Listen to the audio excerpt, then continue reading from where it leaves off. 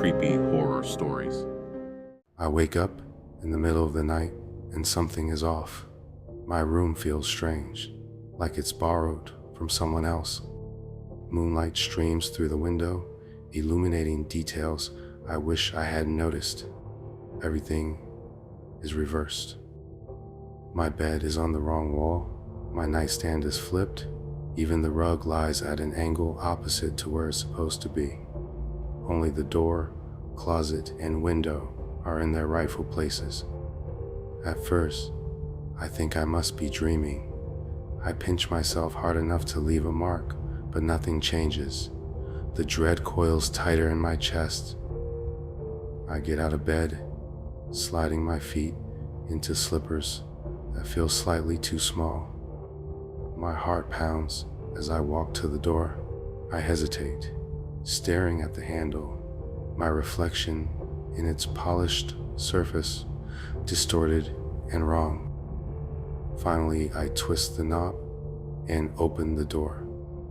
The hallway is mirrored too. Paintings that should be on the left are now on the right. The creaky floorboard I've memorized is now reversed, catching me off guard when I step on it. The echo of the creak is unsettling, distorted, almost hollow. I make my way down the stairs, gripping the banister as though it might steady my spiraling thoughts. The kitchen light flickers when I flip the switch, casting the backward room in harsh, uneven light. The fridge is where the pantry should be. The table and chairs are swapped. The clock ticks backward. And then I feel it, a presence. It's subtle at first, like the air has thickened. Then I hear the faintest sound, a whisper of movement behind me.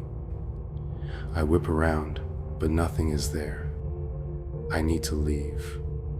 I run to the front door, fling it open, and step into the void outside.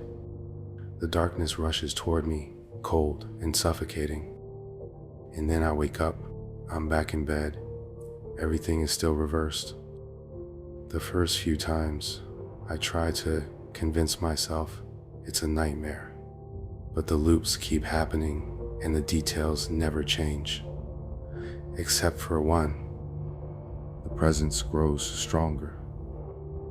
At first, it stays in the shadows, but with each loop, it draws closer.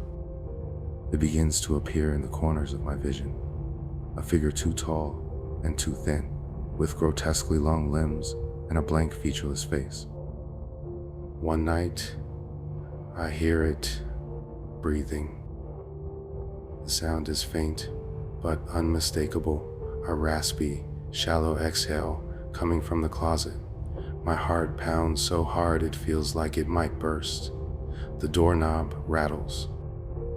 The door creaks open, and the thing steps out. It's taller than I remember, its limbs grotesquely twisted like gnarled tree branches.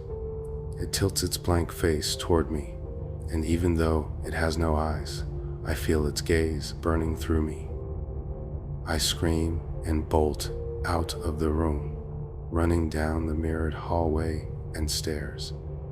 The thing follows, its movements jerky and unnatural, its limbs scraping against the walls. I fling the front door open and dive into the void. And then I wake up. I lose count of how many times the loop happens. The monster is always there now, lurking just behind me, no matter what I do. Then one night, everything changes. This time, when I wake up, there's someone else in the room.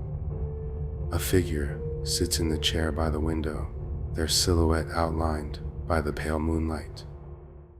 At first, I think it's the monster, but as my eyes adjust, I realize it's me. The figure is identical to me in every way. Same pajamas, same posture, same terrified expression. They turn to face me, their mouth moving soundlessly at first. Then, in a voice that is mine, but wrong. Too deep, too echoing, they say. You shouldn't have come here. My blood runs cold. I didn't. I stammer, but the figure cuts me off. You left the door open. Before I can process what they mean, the bedroom door slams shut with a deafening crash. The walls tremble and the air grows icy. The thing from the closet appears again, but this time it's different. Its limbs are longer, more distorted. Its blank face begins to shift, forming grotesque, half-formed features. A mouth stretching impossibly wide, filled with jagged teeth that don't quite fit. The other me vanishes as the monster lunges. I scream, throwing myself off the bed and running for the door, but it grabs me. Its cold, claw-like fingers dig into my shoulders, dragging me toward the mirror on the wall. The surface ripples like water as it pulls me in. For a moment, there's nothing but darkness. Then I wake up. But this time, something is different. The room isn't mirrored anymore.